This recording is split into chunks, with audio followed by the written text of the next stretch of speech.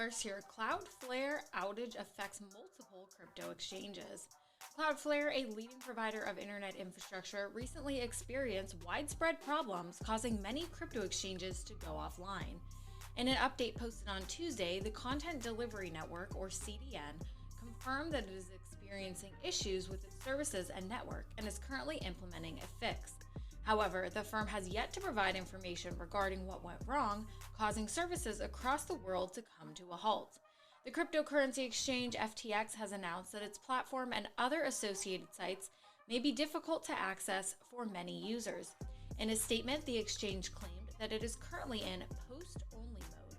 Other crypto exchanges, including Bitfinex and OKEX, have also tweeted about the issue. OKEX has asked if there is a Web3 alternative that could be used in the future.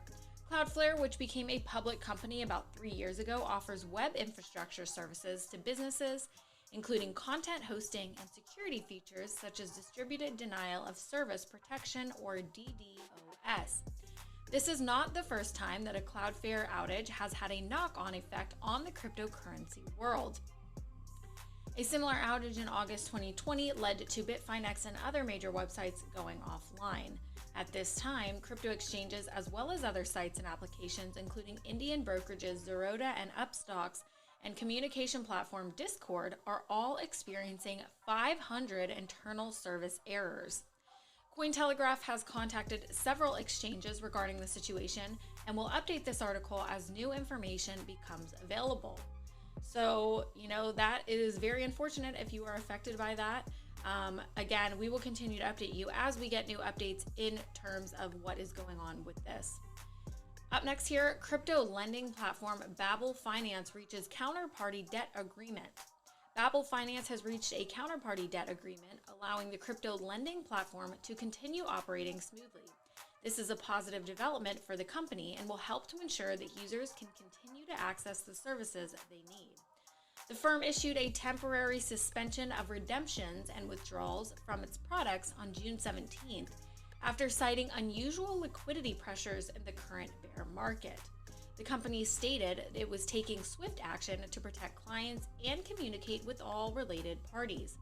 Babel Finance has released an update regarding its current liquidity situation. The update contains information on 3 steps the company has taken to ease its liquidity, including an emergency assessment of its business operations, communication with shareholders and investors, and preliminary agreements for debt repayments.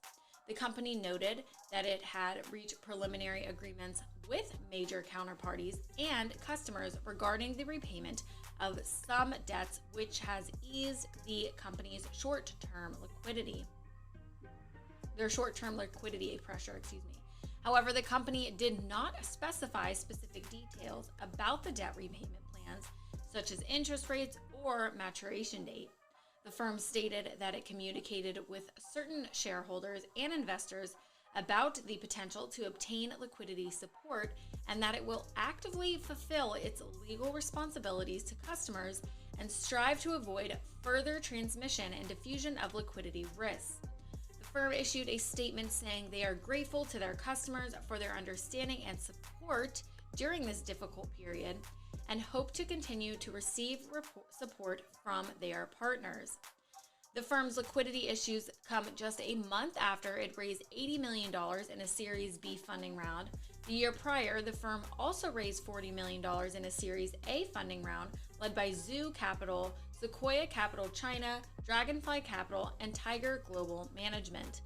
Babel Finance provides financial exposure to Bitcoin, Ether, and stablecoins to a limited group of 500 customers, according to the firm. The company is facing the same liquidity troubles as many other crypto firms in the current bear market, including Three Arrows Capital, Celsius, and Finblocks. Like those companies, it has also had to pause withdrawals. It's very unfortunate. I think even if a company is legit, even if they are trying to do right by their customers, it's just not seeming to work out, because this is going to, in my opinion, taint their name and their reputation for, if not forever, for a long time to come. Up next here, BTC Markets becomes the first Australian crypto firm to get a financial services license. Australian-based cryptocurrency exchange BTC Markets has become the first crypto company in the country to gain a financial services license from the Australian Securities and Investments Commission, or ASIC. BTC Markets' sister company, BTCM Payments, received the license. An AFS license permits the holder to provide financial advice, deal in financial products, and create financial markets. It also allows for the provision of custodial or depository services, amongst other benefits. BTC Market says that by obtaining an AFS license, it is able to more closely align itself with traditional finance and offer new products to customers, despite the lack of regulation in the cryptocurrency space. This marks the end of a long wait for the company, which registered for the AFS license in August of 2020. BTC Markets is certified by the International Organization for Standardization, or ISO, for Information Security Management, and by Blockchain Australia, the country's crypto industry body. BTC Markets CEO Catherine Boyler said that the license would prepare her exchange business for the impending regulation and complement its progress in obtaining a system and organization controls to certification. According to CoinGecko, BTC Markets has established itself as a key player in the Australian crypto industry with $4.7 million in daily volume. The exchange signed a deal with the stock market trading platform SelfWealth in February to offer access to trade Bitcoin, Ethereum, Ripple, Chainlink, and Uniswap from June 30th. Other exchanges have taken similar action. Earlier this month, Australian crypto exchange SwiftX completed a $1.5 billion merger deal with online stock market investing platform Superhero. So if you're interested in that, or if you're located in the Australian area, that may be something good for you to check out. Up next here, Ethereum testnet beacon chain launched and ready for trial merge. The Sepolia testnet beacon chain is now operational, providing Ethereum network developers with valuable technical insights through its merge dress rehearsal. After merging with its dedicated beacon chain, the Sepolia testnet will begin to reach consensus through proof of stake rather than proof of work. This will provide data on potential impacts when the Ethereum mainnet performs its merge. Merging with the testnet is essential for Ethereum developers and independent project developers using the Ethereum network to understand what they can expect when the actual merge takes place. Just like on the testnets, the Ethereum mainnet merge will see the entire network transition to POS consensus and should reduce the energy consumption of Ethereum by 99.9%. The Sepolia testnet was launched in October 2021, replacing the Ropsten testnet. Ethereum developer Tim Bieco confirmed the change in April, urging projects using Ropsten to migrate their work to Sepolia to avoid complications. Public testnets like Sepolia and Ropsten are designed to replicate the operating conditions of their respective mainnets without affecting the live mainnet. Ropsten is the longest-lasting testnet launched in 2016. It underwent its merge on June 8th, which was the first instance of a trial run for Ethereum. The official merge date for the Ethereum mainnet has been pushed back on several occasions. It is now scheduled to be completed by August of 2022, but that date could be delayed further due to a separate delay in the difficulty bomb. Once completed, it will spawn the consensus layer, formerly known as Ethereum 2.0. The Ethereum network includes a feature called the difficulty bomb, which is designed to discourage miners who use physical devices by dramatically increasing the difficulty of producing a new block. The price of ETH has risen by 3.53% over the past 24 hours and is now trading at $1,126 according to the Cointelegraph price index. Hey, it's a minor gain, but I'll take what I can get in this market. Where do you guys see Ethereum going? This is crazy. Do you think it's going to be over soon? Not. I'm curious to know. Leading into our next article, the crypto winter freezes sports sponsorships for digital asset firms. Do you guys think we're in a crypto winter? As the crypto market prolonged its stay in bearish territory, an increasing number of marketing deals with American sports teams have been taken off the table by crypto firms who have chosen to tighten their belts. Crypto exchange FTX is reconsidering its marketing strategy of plastering its name and logo across Los Angeles Angels jerseys, according to a report from the New York Post. The dramatic market downturn is likely to be the cause for the retractions. It has been reported that another crypto firm has had a deal with the Washington Wizards fall through in recent weeks. This comes as the crypto market has seen a sharp decline in value. It is possible that the crypto firm in question was FTX.US, as the exchange has an NFT platform and the Washington, D.C.-based Wizards have an ongoing partnership. The New York Post stated that a deal with the Wizards would be desirable for crypto firms seeking to gain favor with the D.C. political base.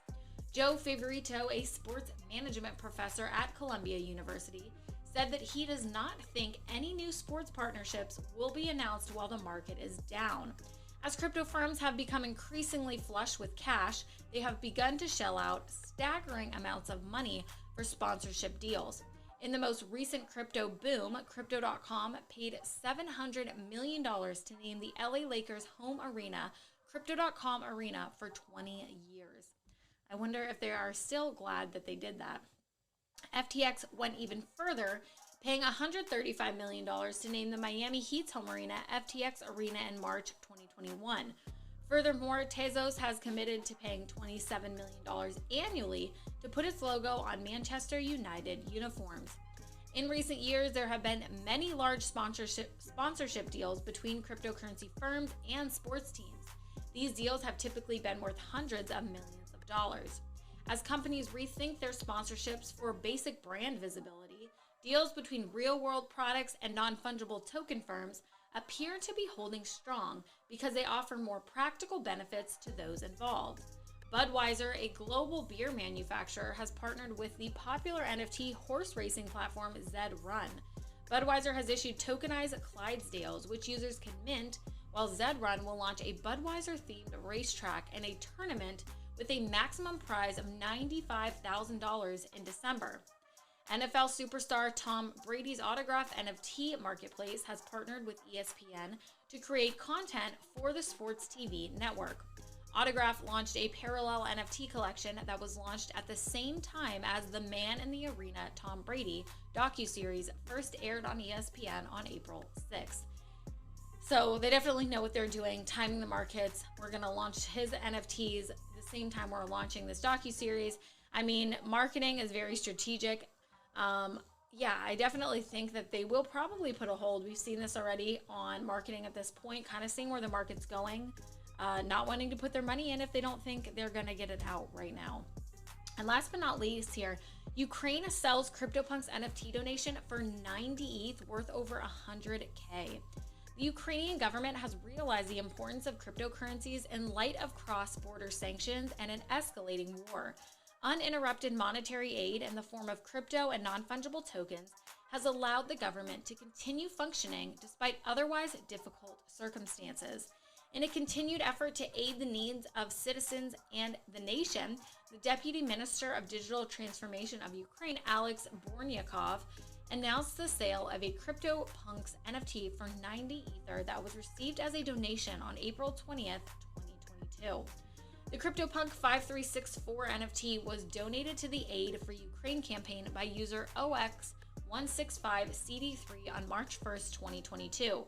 The artwork was procured for 16.19 ETH, which was worth $31,722 at the time.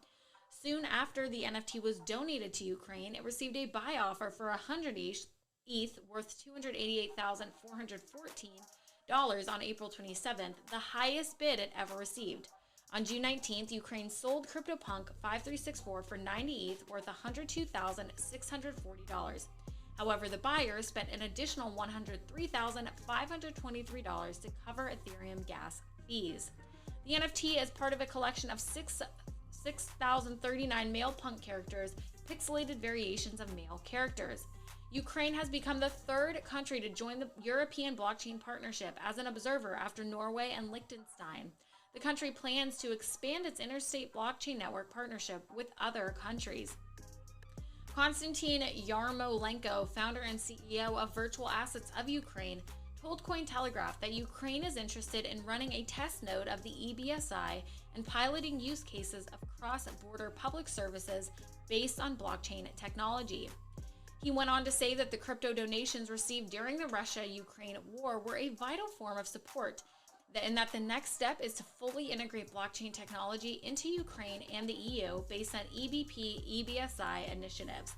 So I think that that's really cool. People are donating crypto. I think that's a good way to get the country familiarized with it and start adopting it even more. But that's all we have for you today. Thank you guys so much for watching. Make sure to like, subscribe, hit that notification bell, leave a comment on what you want to see in a future video, and we'll see you next time.